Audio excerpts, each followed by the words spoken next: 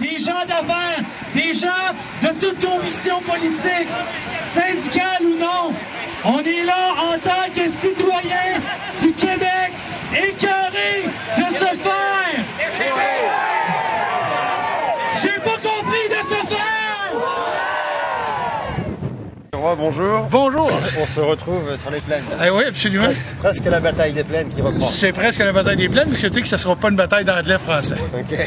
Là, en fait, on vous sait maintenant animateur de radio FM 93. Oui, c'est bien ça, depuis décembre, oui. C'est ça. Et là, il y a eu, après la commission Bouchard-Parent, un projet, une manifestation à Québec. Oui, ben, c'est-à-dire que... C'est quoi le propos exactement là? Ben, le propos, c'est pas nous. Nous, on a parti dans chacune de nos émissions, autant Sylvain Bouchard le matin que Gilles Parent l'après-midi et moi avec Hugo Langlois.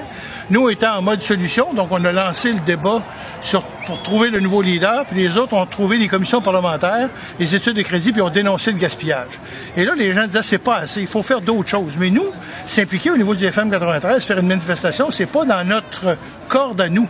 Donc, Martin Danjou a pris la balle au bon et a organisé cette manifestation-là. Et vous verrez pas le camion du FM 93, des banderoles de chez nous. On est là comme citoyens, comme col rouge. C'est un projet citoyen, en fait. Un projet citoyen qui va dire au gouvernement qu'on n'est pas d'accord avec ce qui se passe, puis qui nous écoute. Et là, on est dans la rue. Okay. Mais là, c'est un projet citoyen, en fait, c'est pour moins de gouvernement. Ben, c'est-à-dire que c'est...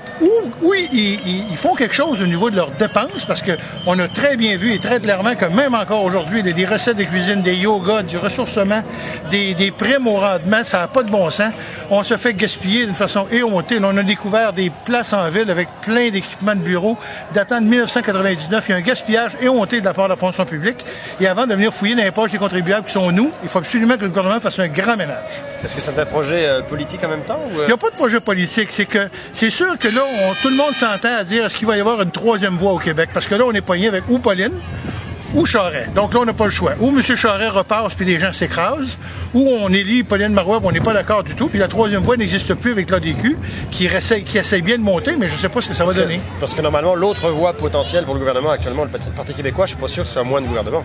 Ah, absolument pas. Il était pire. Il était pire au niveau du gaspillage, puis au niveau de la politique aérienne, il était pire au niveau du Parti québécois que les libéraux sont.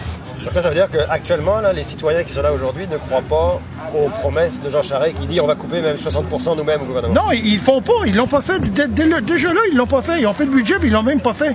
Puis tous les entrepôts qui sont pleins, on a téléphoné pour savoir qui avait le contrôle des entrepôts. Personne n'a le contrôle. Ils savent même pas les inventaires de ce qu'il y a. Donc, c'est quel mieux de voir comment on dépense notre argent. Et moi, comme ancien député, je le voyais déjà quand j'étais dans la boîte. Puis aujourd'hui, je le dénonce d'une façon, on est là, on est présent, puis on va rester présent. Et là, ça donne le goût de retourner, là. Oui, ça donne le goût d'y retourner, mais accepter que moi, j'ai une trop grande gueule pour être capable de retourner en politique. Il n'y a pas un parti politique qui va accepter qu'un gars comme moi prenne un lead puis qui décide de le défendre. À moins que la politique change, à moins que les Québécois acceptent qu'un gars puisse parler, donner son opinion et que le chef en haut laisse ses gens parler en bas. Ça, ça va être une révolution. Est-ce qu'on va l'avoir? J'ai hâte de voir. On va suivre ça avec wablanc.com. Merci beaucoup.